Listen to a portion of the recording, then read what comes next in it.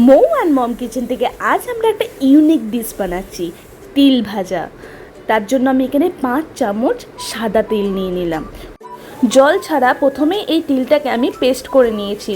এর মধ্যে এবার দিয়ে দিলাম নুন আর কাঁচা লঙ্কা। এটা আবার একবার জল ছাড়া আমি ড্রাইভাবে পেস্ট করে নেব। এরপর দিয়ে দেবো জল, তারপর আবার পেস্ট করে নেব। দেখছো কীরকম পোস্টের মতো দেখতে লাগছে না? এর থিকনেসটা তোমরা দেখতেই পেলে।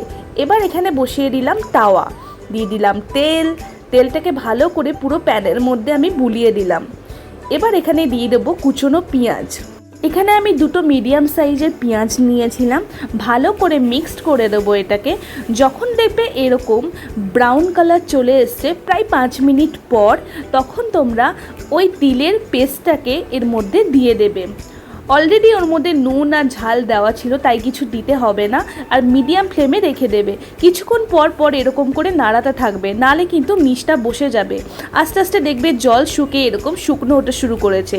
এভাবেই পুরো তিলটাকে ভালোভাবে ভেজে নিতে হবে। আর এই দেখো ফাইনাল আউটকাম আমাদের তিল ভাজার। আমাদের রেসিপিগুলো ভালো লাগলে প্লিজ সাবস্ক্রাইব করে দাও।